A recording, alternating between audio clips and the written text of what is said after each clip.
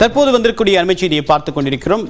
மகாவிஷ்ணு தன்னுடைய ஜாமீன் மனுவை வாபஸ் பெற்றிருக்கிறார். தொடர்பான கூடுதல் தகவலை நிகழ்ச்சிய செய்தியாளர் தமிழரசி என்ன காரணத்திற்காக ஜாமீன் மனு வாபஸ் பெறப்பட்டிருக்கு? தேவப்பிரியன், மாற்றுத்திறனாளிகள் குறித்து அவதூறாக பேசிய வழக்கில் கைது செய்யப்பட்டுள்ள மகாவிஷ்ணு சைதாப்பேட்டை நீதிமன்றத்தில் இன்று ஆஜரானார். மகாவிஷ்ணுவை 7 நாள் காவலில் எடுத்து விசாரிக்க சைதாப்பேட்டை நீதிமன்றத்தில் போலீசார் மனு தாக்கல் செய்திருந்தனர். இந்த மனு மீதான விசாரணை இன்று நடைபெற்று வருகிறது. இதில் 4வது நடுவர் நீதிமன்ற நீதிபதி சுப்பிரமணியன் முன்னிலையில் அவர் ஆஜர்படுத்தப்பட்டு இந்த மனுவானது விசாரிக்கப்பட்டது. அப்போது நீதிபதி ஏற்கனவே அவர் அவரிடம் விசாரணை நடத்திய நிலையில் மீண்டும் ஏன் காவலில் எடுத்து விசாரிக்க வேண்டும் என்று கேள்வி எழுப்பினார்.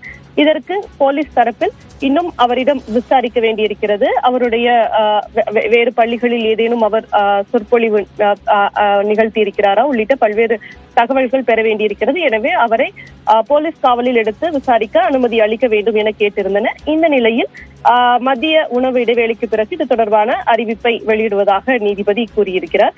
இந்த நிலையில் மகாவிஷ்ணு தரப்பில் இன்று ஜாமீன் கோரி மனு தாக்கலானது செய்யப்பட்டிருந்தது.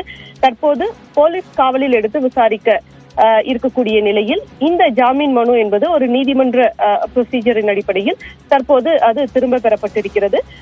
போலீஸ் காவலில் எடுத்து விசாரிக்க எந்த ஆட்சேபனையும் இல்லை என மகாவிஷ்ணு தரப்பில் தெரிவிக்கப்பட்டிருக்கக்கூடிய நிலையில் தற்போது இந்த ஜாமீன் மனுவானது மகாவிஷ்ணு தரப்பிலிருந்து திரும்ப பெறப்பட்டிருக்கிறது.